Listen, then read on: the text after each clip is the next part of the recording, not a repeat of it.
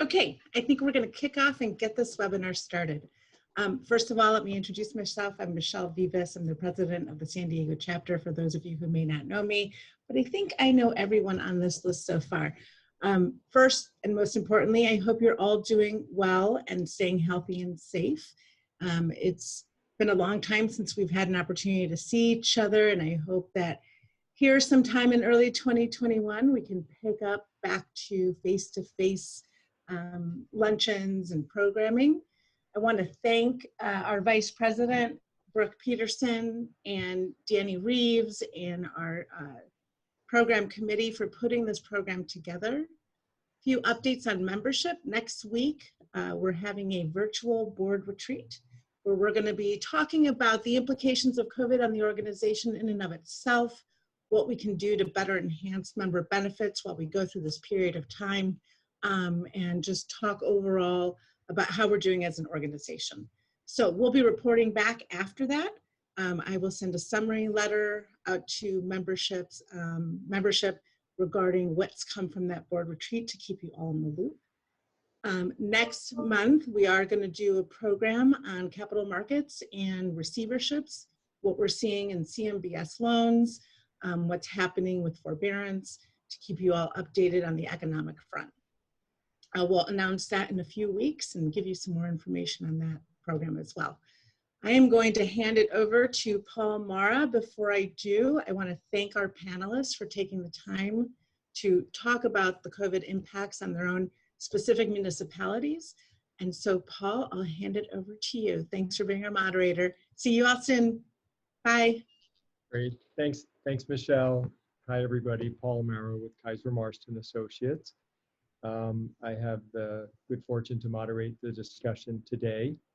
And I want to thank Lambda Alpha for spearheading this discussion, because in the era of this pandemic, there's a lot of public discussion and a lot of media attention to the impacts on private business, to the impacts on the real estate market, impacts on workers, employees and the unemployed, impacts on consumers, impact on the retail industry.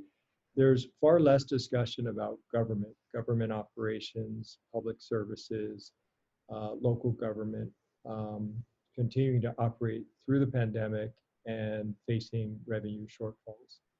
So I think it's a very timely discussion, and we've asked our panel to come together today to talk to us primarily about operational and financial impacts on local government from COVID-19.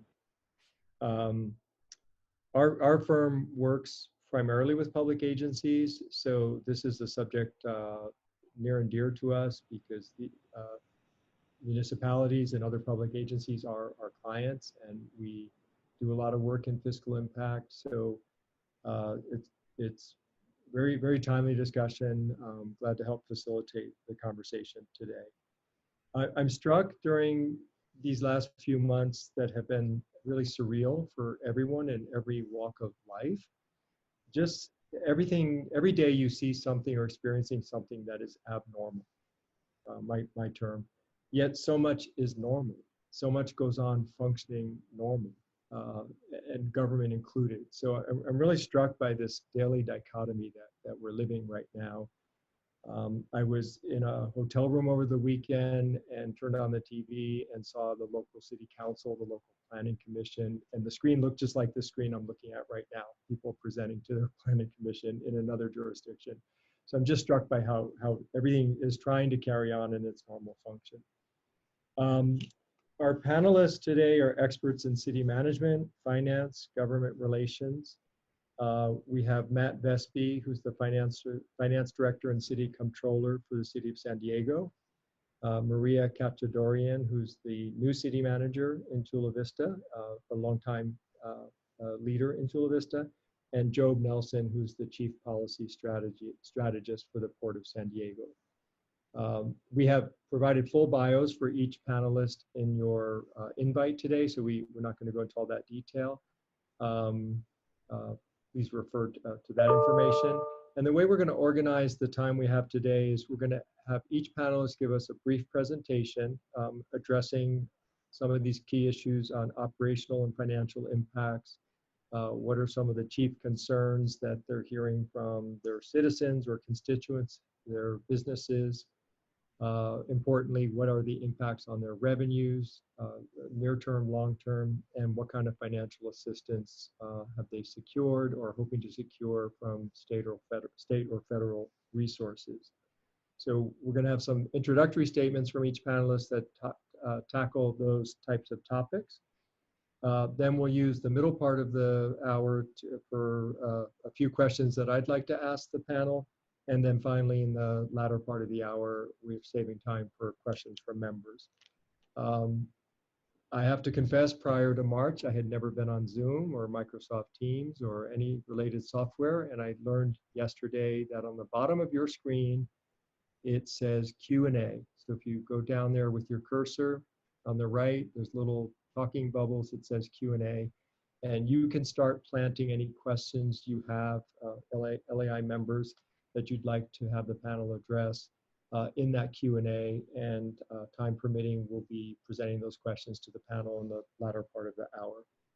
So you can be doing that now. You don't need to wait.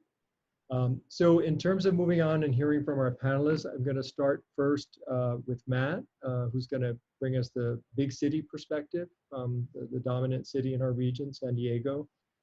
Then Matt, if you could pass it to Maria, who bring us the medium city perspective from the South Bay. And then we'll close those initial presentations with Job talking about the port's experience, as well as some of the experience Job's having interacting with Sacramento right now.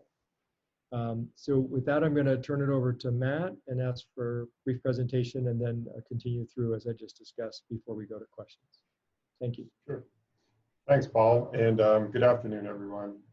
Sorry we can't do this in person, but I'll try to make the most of it. So to Paul's first question, just generally in terms of immediate operational impacts as a result of the pandemic, for us here at the City of San Diego, it's really been kind of a mixed bag depending on what type of service that we're providing or what part of the operation. So what we really call our essential services: public safety, police and fire, lifeguards, water, sewer service, trash collection. Those types of services have really continued on really without impact. As things first, as the stay-at-home order first went into place, we had some hiccups getting the non-public safety functions, keeping them on track. But for the most part, those services have really remained intact and with very little disruption. Neighborhood services bucket, which is, I kind of consider that our libraries, parks and rec, they're still pretty far from normal operations. All of our libraries are closed to the public coming in. We're providing some pickup service at the libraries. Our rec centers remain closed. Park and rec, obviously the outdoor open space parks and the beaches are now open, but playgrounds and those sort of things still remain closed. As far as administrative or support type services, so the support functions to our true operations, really a lot of that we've been able to convert to remote workforce at this point.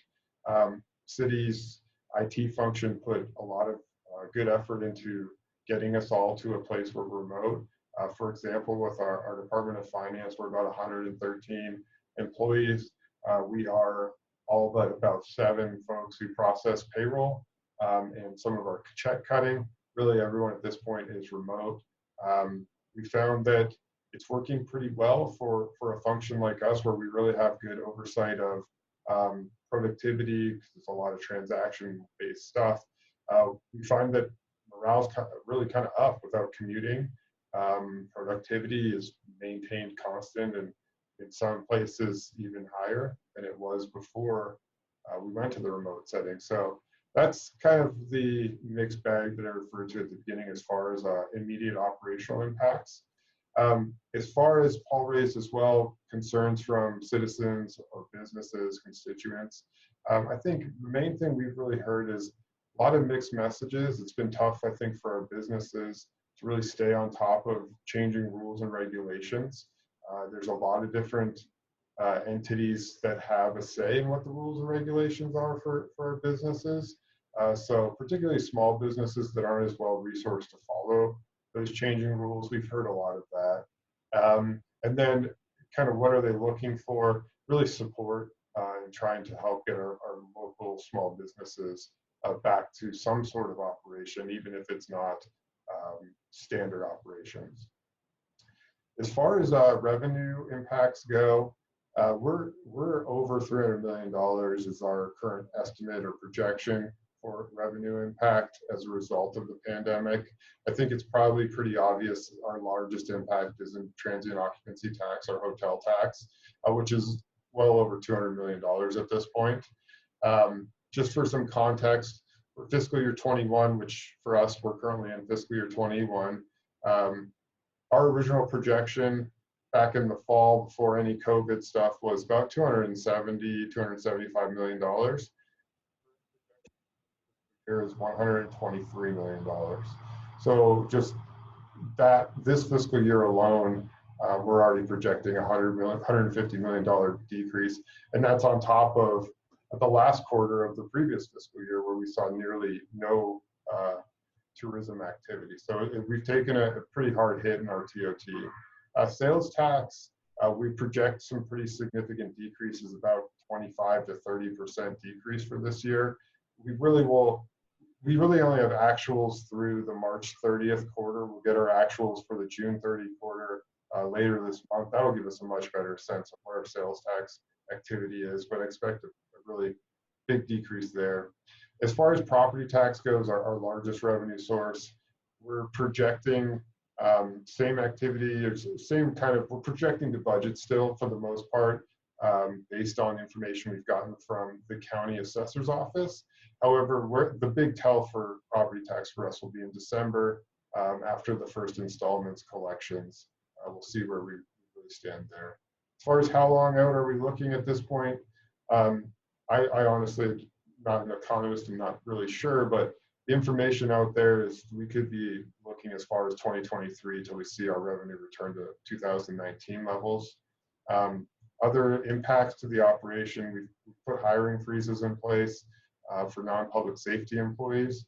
We've also put a freeze on all non-essential spending. And to Paul's final question, the city of San Diego was pretty lucky as far as cities go in that we got a $248 million direct allocation from the federal government coming out of the CARES Act. And then in the CARES Act, there was a coronavirus relief fund where cities over 500,000 in population received a direct allocation.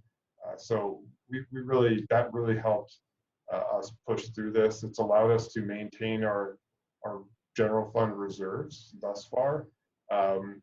The way we allocated the $248 million, about $180 million to city operations, and then the remainder for the shelter that was set up at the convention center, and also small business relief and rent relief. So in terms of federal assistance, we really did get kind of lucky compared to a lot of the other entities that surround us. So with that, I'll turn it over to Maria to provide an overview of Chula Vista.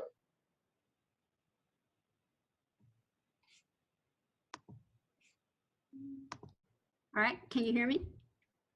Yeah, okay, great. So hi again, my name is Marra Kachadoorian. I'm the new city manager here with the city of Chula Vista. I've been with the city for about 22 years. Most of my career was a finance director, but the last 5 years I was the assistant city manager. So I've been involved with the city for many years. I actually grew up in the South Bay, so I'm very familiar with the population. But I want to give you a little bit of background of who we are. I mean, everyone knows where San Diego is. It's a pretty famous, popular city. City of Chula Vista, we're about 278,000 in population. We estimate that, and we have a lot of development that's going on still, a lot of housing development. We have about remaining capacity for residential units of about 17,000 permits. So we're going to continue seeing a lot of housing development here in the South Bay. But we're estimating our population at build out to be around 340,000. So we really have a whole small city yet to build. We're the second largest city in the county of San Diego, the 15th largest in the state. Just to kind of give you an idea of where we're at. So if you're ever flown into the airport in downtown San Diego, we're about 6 miles south of the airport and 4 miles north of the Mexican border. We're about 54 square miles in area. The city has a lot of different areas. You know, we have a freeway, the 805 freeway, which cuts across the city. So on the west side is the more mature side of town. This is the part of our community that was built during World War II and into the 60s. This is because we had Roar Aerospace Industries that really brought a lot of people to the region to help support the war efforts. And then on the eastern side of the 805 is where we've seen over the last 20 years, really the expansion of our planned communities. We have quite a bit of people that are now living on the east side of town, and city population is almost split in half between the freeways.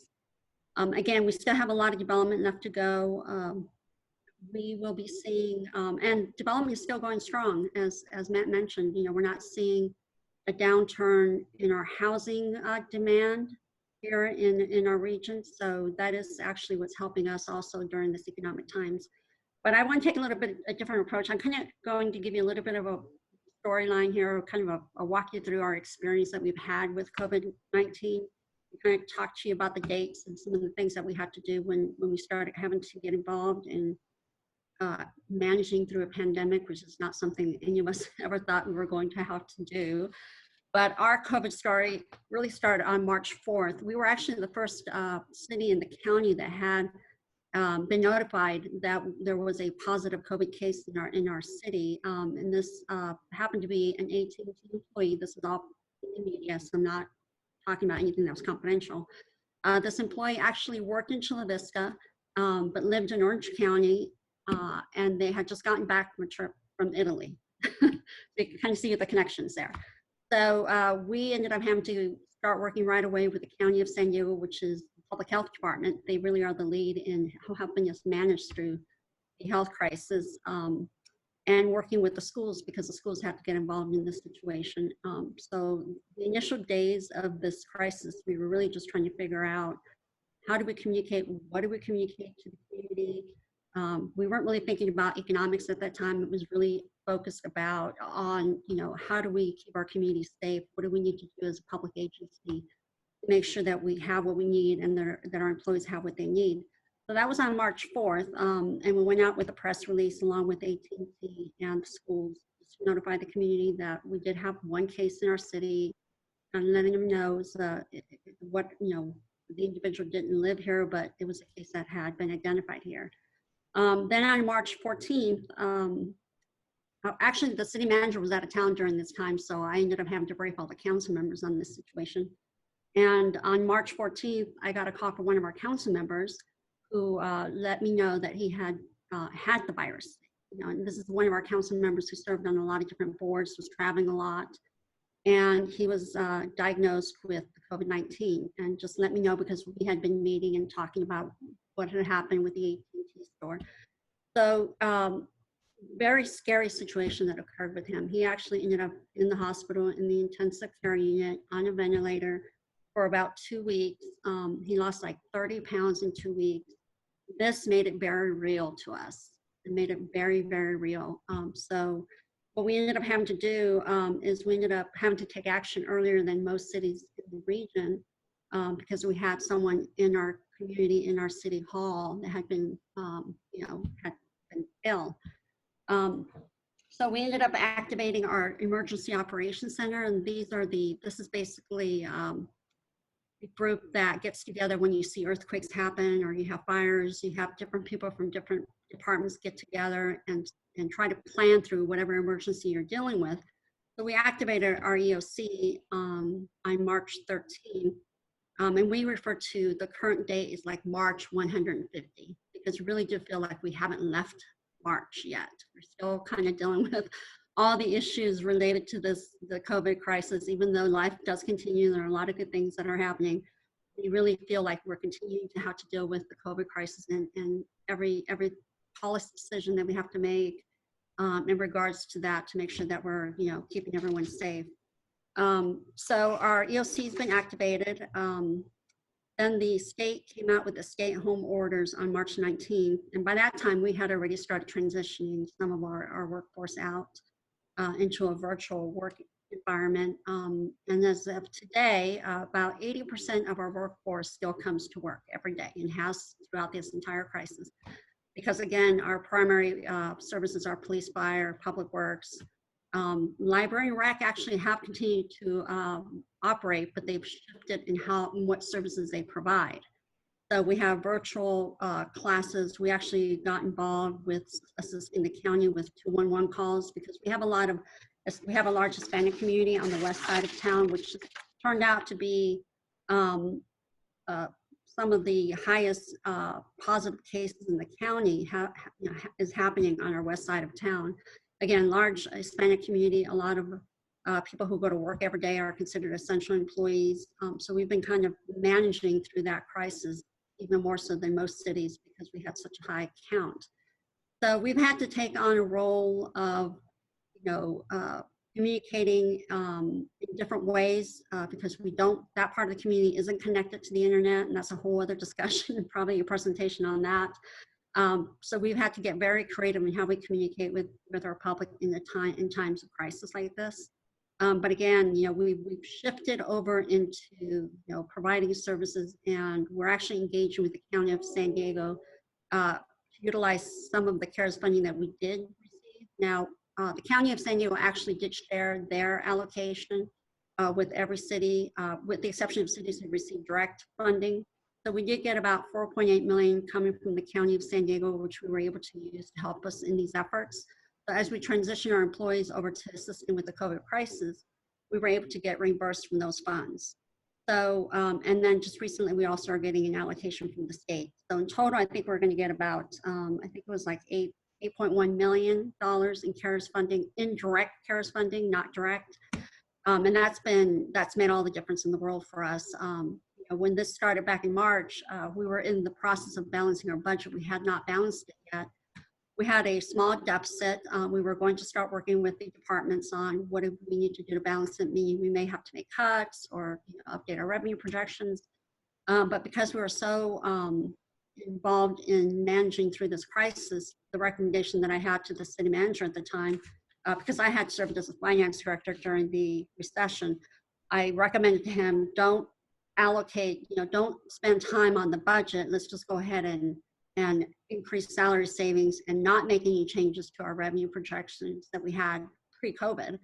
Let's just go ahead and talk to the council and talk to the public, say, this is the budget that we're going to bring forward to you for adoption.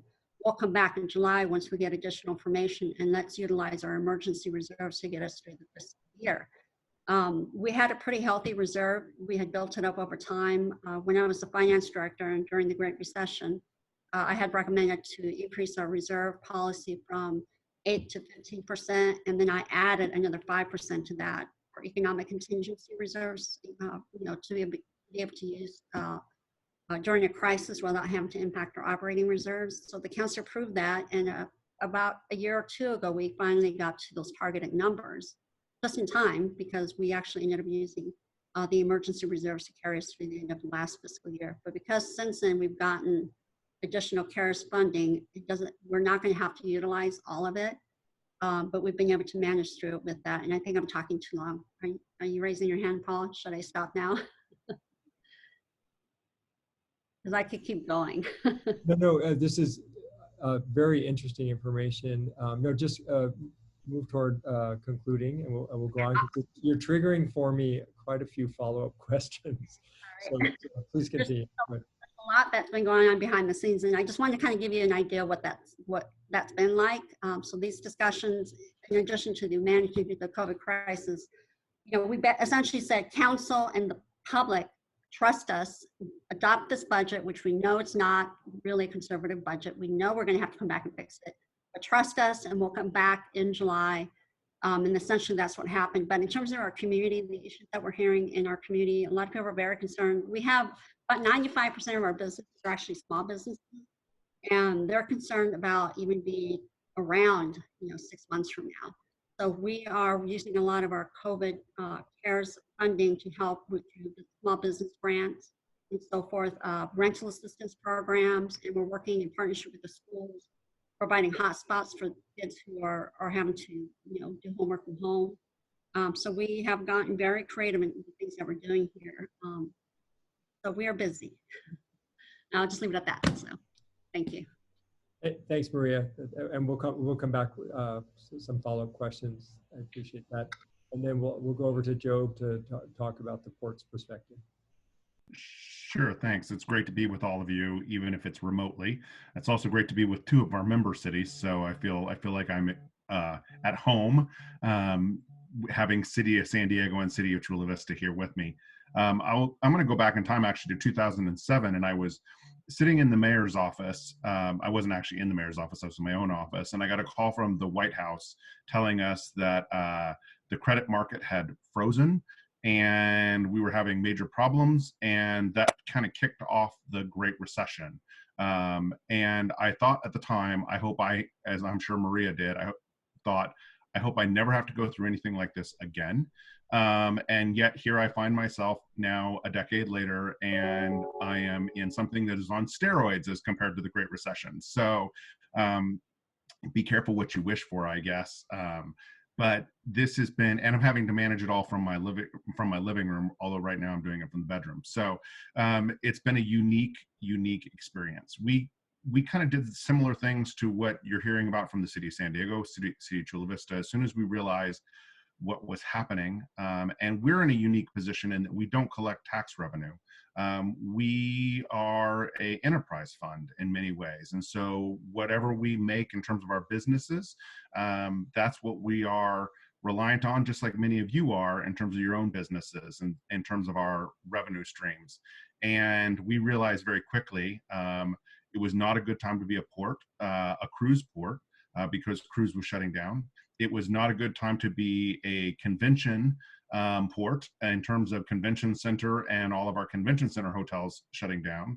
And we also realized it was not a good time to be a major importer of automobiles, because we were going into a time when nobody was buying cars. And so when you have three of your main revenue streams impacted in that way, you can imagine the kind of devastation our budget felt as a result of the pandemic rolling in. And to give you a sense of perspective, our budget per year in terms of what we anticipate for revenue for last year was $193 million. We were anticipating from March to March, from March of this year until March of next year, a loss of over $61 million in revenue. So it's been a major hit in terms of our revenue streams. Now, fortunately, like Chula Vista and like the City of San Diego, you plan for these things in some ways, even though you didn't know it was going to be a pandemic. And we built up a healthy reserve account, and we had some reserves left over from some good years. So we've been able to kind of manage through it, although we've had to do the hiring freezes. We've had to ask employees to take pay decreases. We've had to do a number of things. We've had to cut all non-essential spending. But it's been a really tough time. And the concern becomes, how long does this stretch out? As we see some of our businesses beginning to kind of come back a little bit, some of the restaurants, even though they're coming back at a much they're shrinking in terms of the amount of folks that they can serve because of distancing and because they're having to serve outside. We're seeing some of the hotels begin to come back, but our convention center hotels haven't even opened yet, although hopefully they'll be opening shortly, but they're going to be opening at a much reduced level. And so the question is, how much longer does this go on?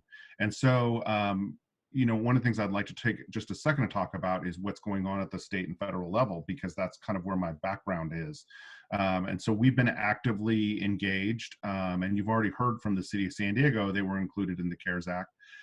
Chula Vista was fortunate enough the county was willing to share some of the money that they had gotten under the CARES Act, but ports were kind of left in a no man's land, in that we weren't eligible for any funding under the CARES Act. And what little things that we thought we had gotten eligible for were kind of written out by Treasury Department. And so we weren't even eligible for loans, which is where a lot of folks would go to kind of try and ameliorate the expenses that they were seeing. So we've been actively engaged with the state and with the feds, looking at what the possibilities are in terms of the next stimulus package, which I think both of the other people who are on this panel with me are also hopeful that there is local government funding included within that package, as well as state government funding, because it kind of all rolls downhill. Unfortunately, there seems to be a lot of distrust, that's a very nice way of saying it, going on in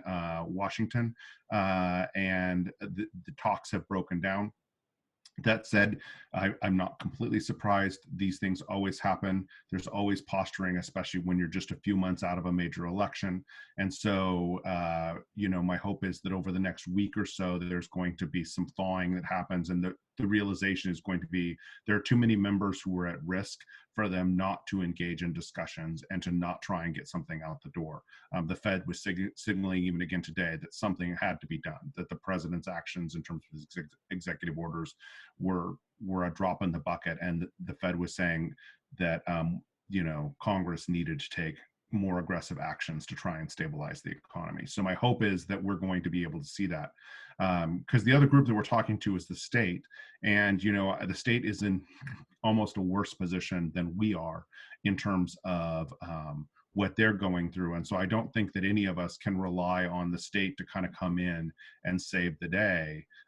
Matter of fact, what I think all of us worried about from a local government perspective is being asked to take on more because the state doesn't have the finances to be able to do it. And so that always kind of tends to, services can't just stop, but the places we've looked to in the past for the state to kind of come in and provide a little bit of assistance, I don't think the state is going to be able to do that. So we're all kind of actively engaged in those discussions. I know that both Chula Vista and the city of San Diego, through their member organizations, have been involved, and certainly you know, we've been taking the lead through the California Association of Port Authorities and the American Association of Port Authorities to try and see if there's something that can be done, because as I describe ports, if you think of goods movement as being the vascular system for the country, the ports end up being the heart at the end of that, or at the beginning of that cardiovascular system, and that we pump all of those goods through, we pump all of those people through.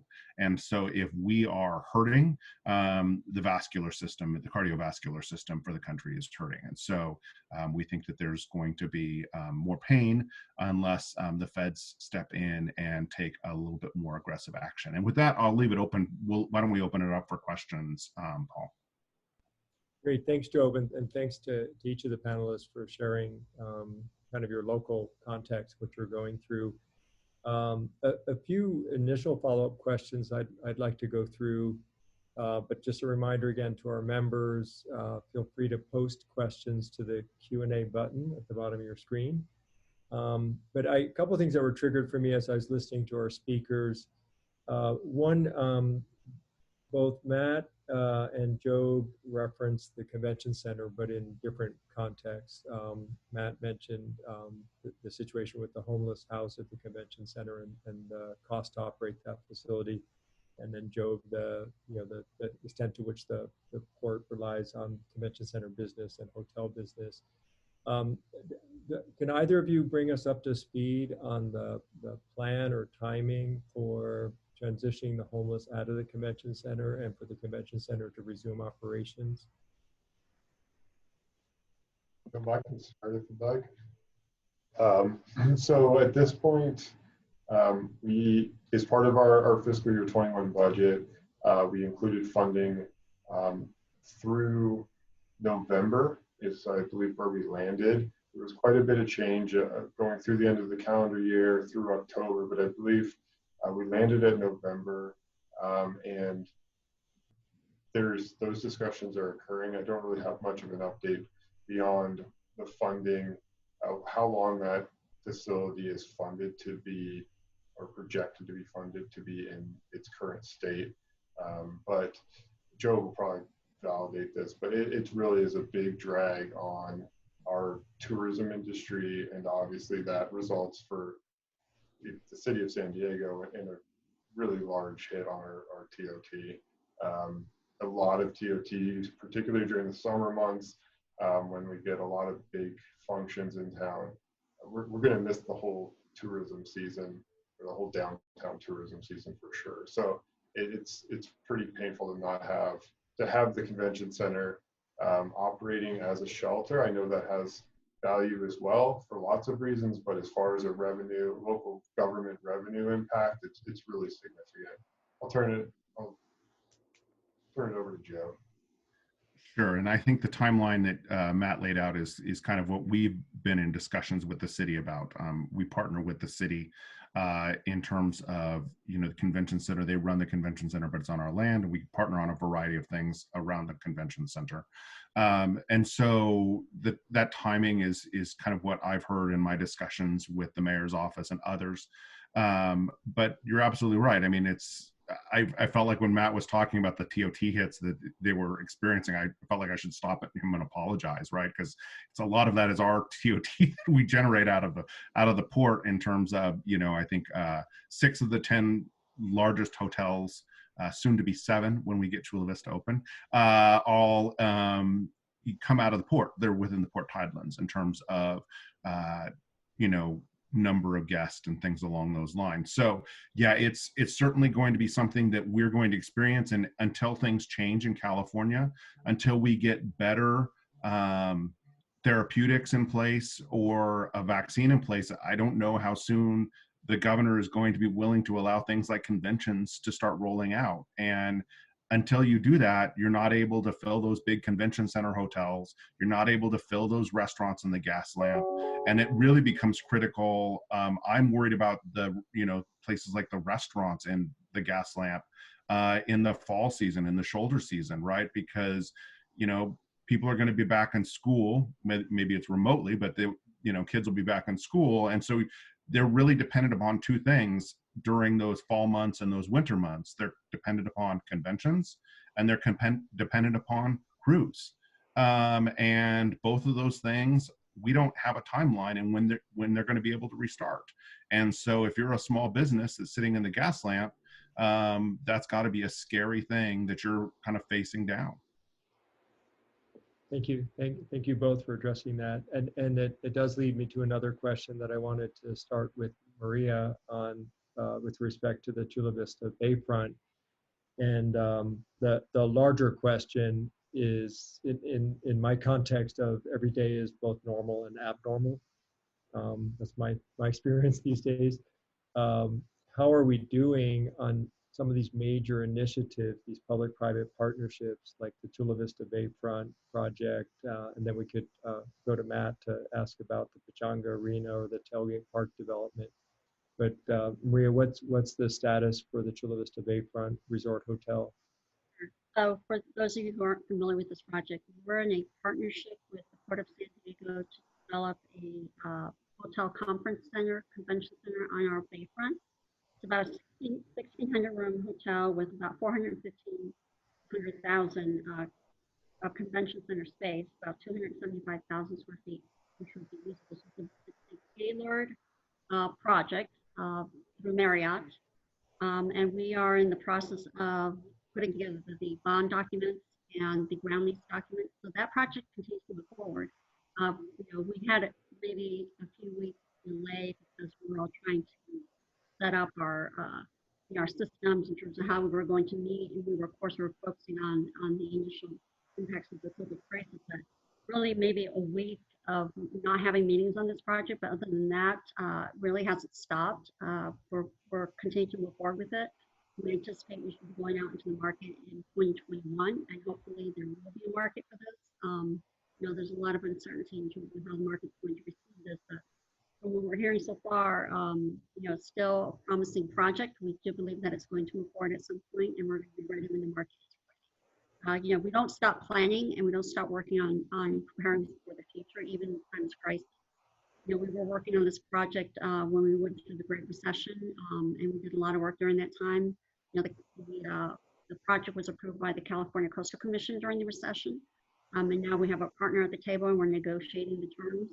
Again, even during times of crisis, local governments don't stop planning, not only addressing the current crisis, but planning for the future. I'm sorry, Maria, just to confirm I heard you correctly, March 2021, hope for groundbreaking? Yes. Okay, great. And if I could turn to Matt, do you have an update for us on, and I'm just picking two of the larger public-private partnerships that are pending in San Diego, the sports arena and the tailgate park in East Village.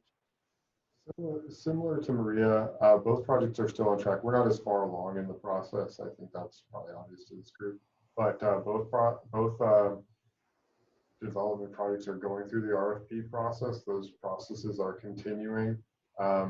And I think, you know, my general take is they're 10, 12-year development projects.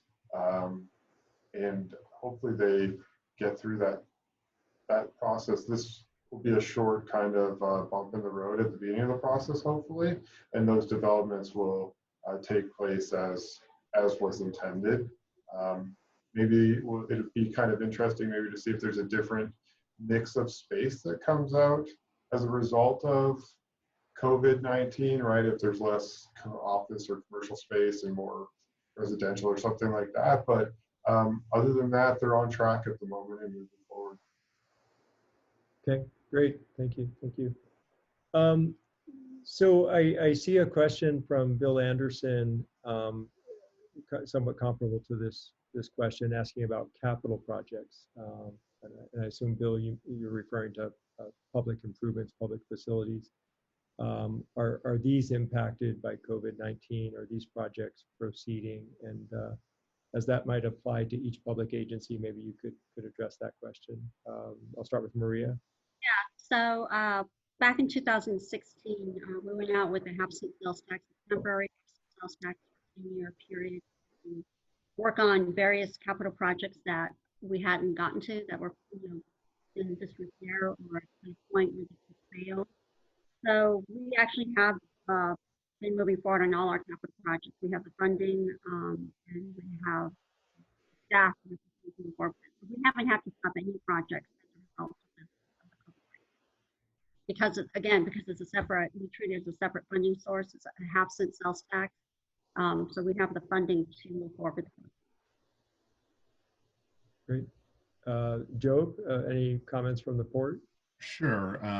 So as Maria kind of talked about it with Chula Vista, we're fully engaged in that and fully moving forward. And that is part of there are parts of that in terms of some of the public infrastructure that is part of our CIP. That isn't slowing down at all.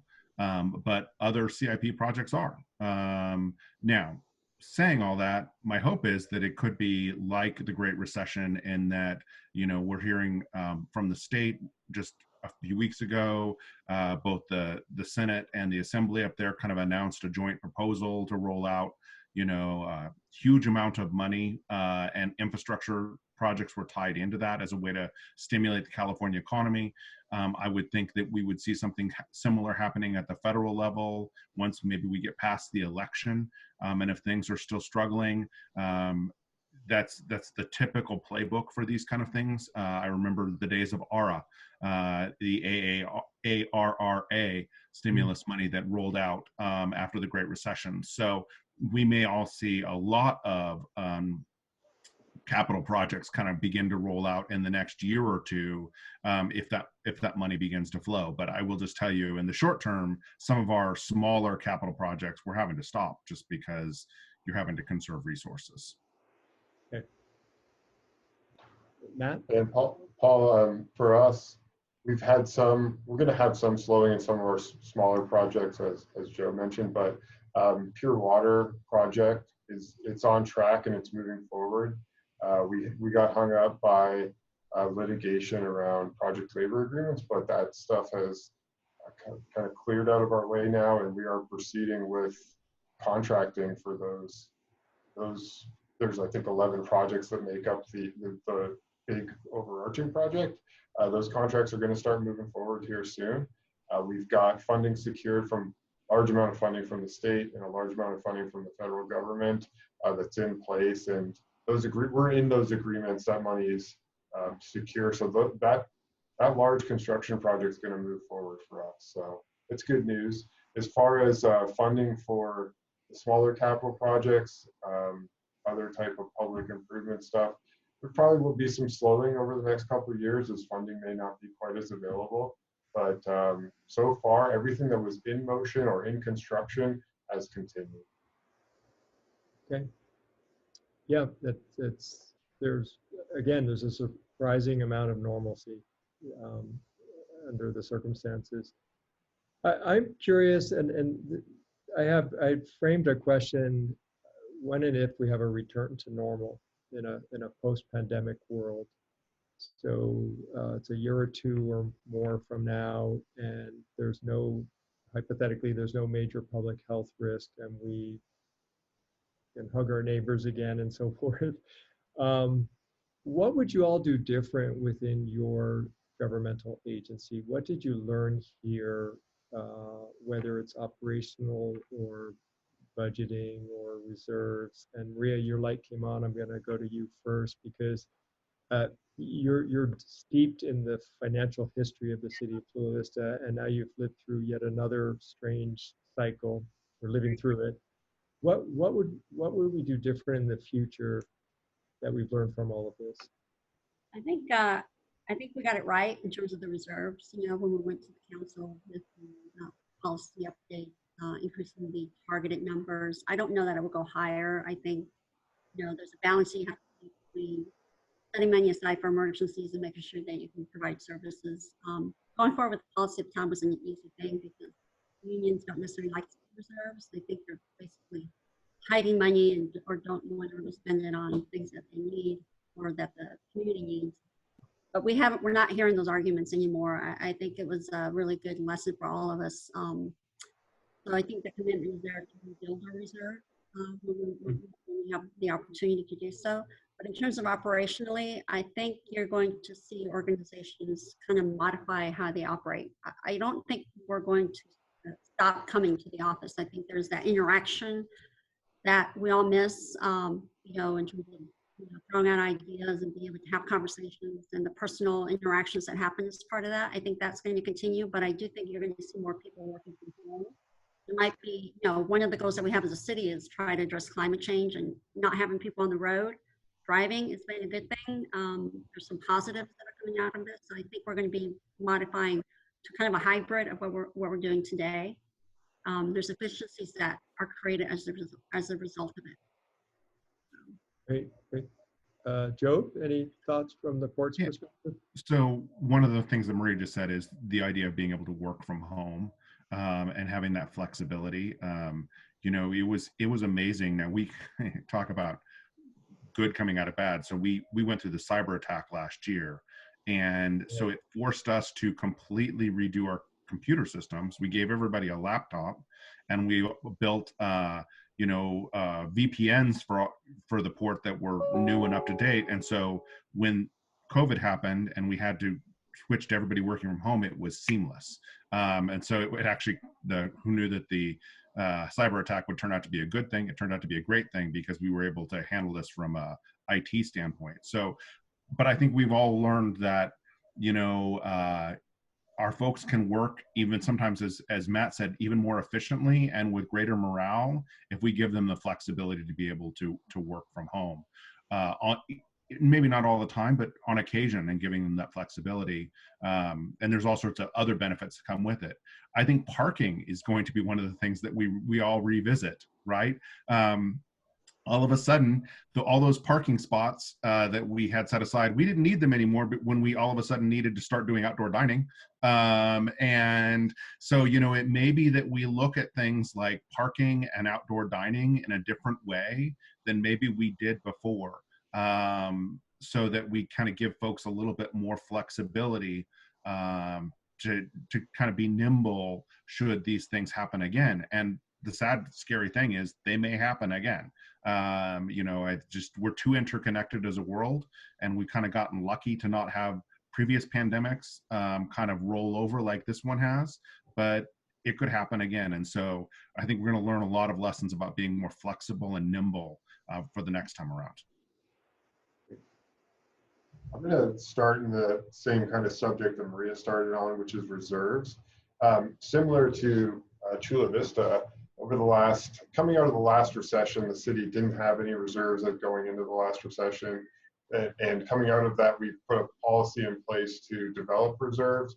We got up to about 15+%, which is pushing $200 million in just straight general fund reserves. As I mentioned earlier, we've been lucky not to have dipped into that yet, given the federal funding we received. But I think it's really only a matter of time before we are looking to that source of funding in order to not take really significant impacts on our services. So I think we're on that path. And it's panned out well that we've had reserves to rely on. So we've been pretty lucky there. As far as operational impacts, as far as, I think Maria and Joe did a good job covering office type work. For the city's got a really large real estate portfolio. And I think it'll be interesting to see if coming out of this pandemic, how that affects the city's real estate strategy. And hopefully there's some opportunity there for us to reduce some of our footprints. Maybe provide a source of funding to help us through the tough economic time that's coming, coming out of this, out of the pandemic, and then really into what's probably going to be a true recession. So I think that's kind of what I'm most interested to see how it affects us operationally as the city. Matt, when you say the city has a large real estate footprint, you're referring primarily to city facilities, city operations, or? City operations. I mean, obviously, probably, most are probably familiar with our footprint in downtown. We have a pretty large footprint downtown, probably more space than we're going to need coming out of this. But then also, city operations throughout other areas of the city, but then also our public utilities department owns a large amount of land and property throughout the county. So it'll just be interesting to see if this kind of drives any changes in just our overall real estate strategy. Sure. I want to mention my last question crossed wires with a question that came in from Betsy Brennan, which I'll share with you and ask you maybe to just add any additional comments. Betsy's asking if the pandemic has brought positive innovations in your operations, such as hybrid working remote, technology, collaboration with other agencies. And I think you all somewhat just touched on those subjects, but I am curious if you want to expand particularly on collaboration with other agencies. Has the last few months seen a change in how your agency interacts with any other governmental agency? And Maria, you sat up first, so it's all you. The city had been working on a digital equity plan for the last year or so. And we had a lot of stakeholders involved in putting together that plan, and that included the school district. So when the pandemic started, the superintendent reached out to us to see if there was something that we could do to help him with trying to get kids connected to the internet, because we have a digital divide happening in our community. So we were able to utilize some grant funds, and we were able to purchase some hotspots and school district safety. So we distributed about 1,000 of those in partnership with the schools. So again, because we had started this prior to the pandemic hitting, and we had been working on smart city initiatives, we were prepared to do that. And the partnerships is really important in terms of trying to maximize the the benefits of the resources we have to try to get through a crisis like this. So that's a partnership that we were able to take advantage of. Great. Appreciate that. Any other examples, Matt or Joe? Yeah, I'll briefly say, I think that the amount of collaboration has increased in a really, really positive way. And part because we're all in the same boat. And so we're all kind of, there's that empathy that comes with that, and an understanding that comes with that. But additionally, I think things that used to be kind of a hassle. You're like, oh, I've got to go meet with, I'm just going to pick an example of APCD, right? And all of a sudden now we've gotten used to being able to meet remotely.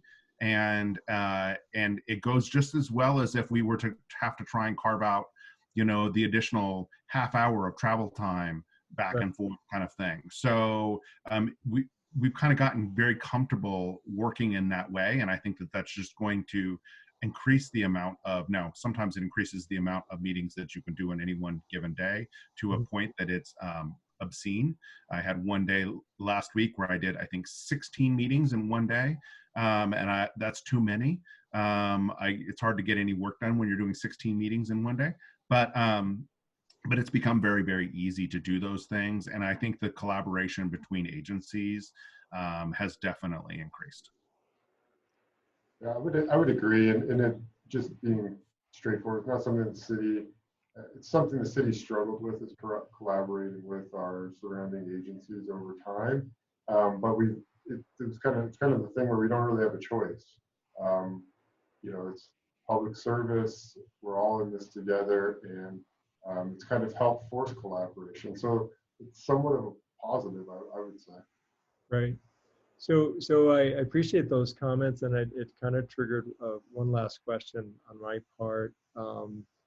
Public meetings, and this would come under the part of our topic today relating to operations. So all of your public meetings are taking place in a different manner than they did before March.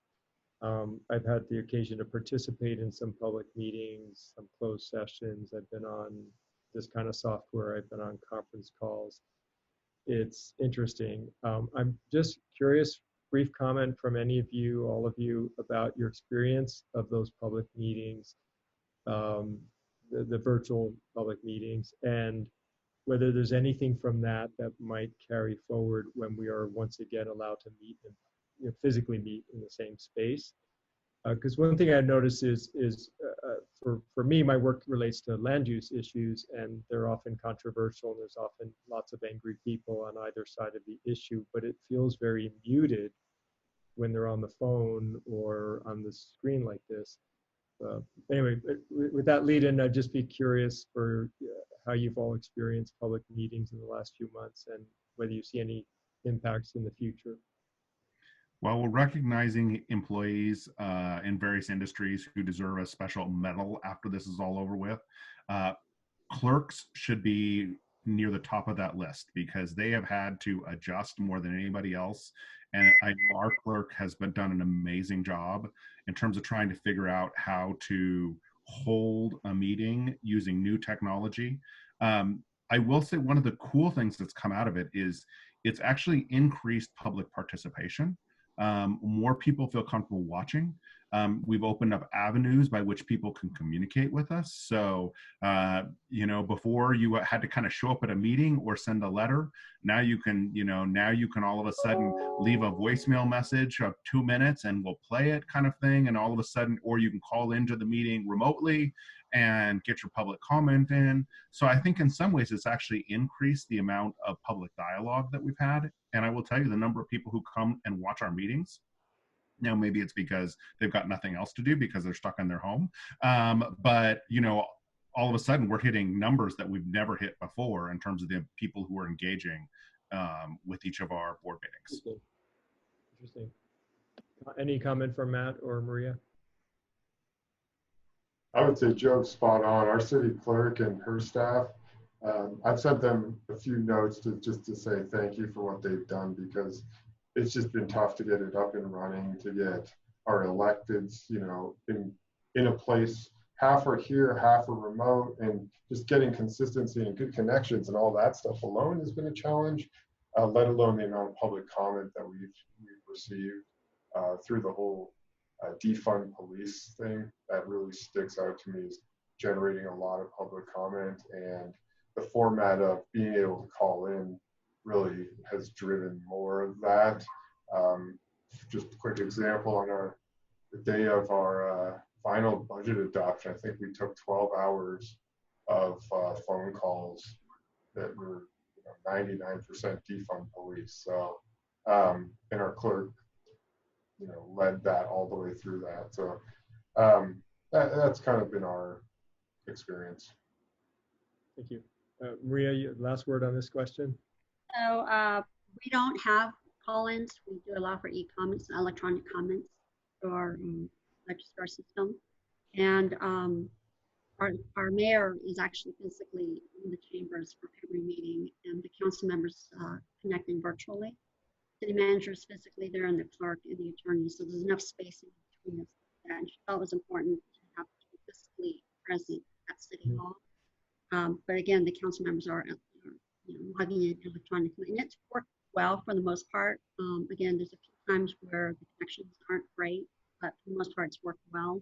I don't see long term that this is going to be the way we operate.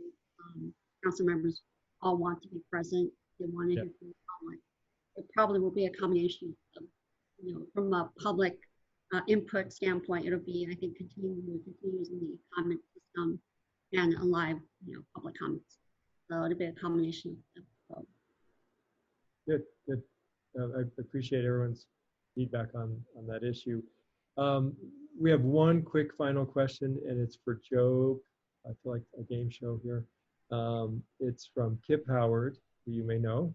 And Kip is asking the current status of the redevelopment of Seaport San Diego.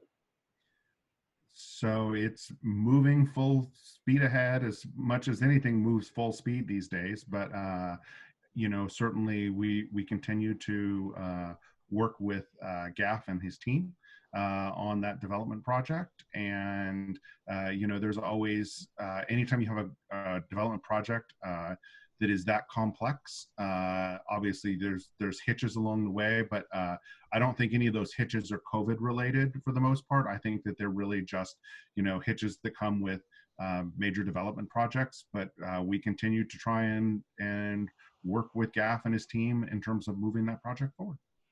Great, great, thank you. So I want to bring us to a close. We're right at the appointed hour, 1:01 p.m. Really thank you, Maria, Matt, Joe, for coming together and talking to our group, sharing your perspectives. I personally found this very interesting, and I feel, again, there's not a lot of information along the discussion we just had that's readily available to the public or to our members. So thank you for sharing. I know all need to get back to work and keep your jurisdictions running. So our membership thanks you, and it's a pleasure to participate with you all today. So be well, stay safe, everyone. Okay. Take care. Bye-bye.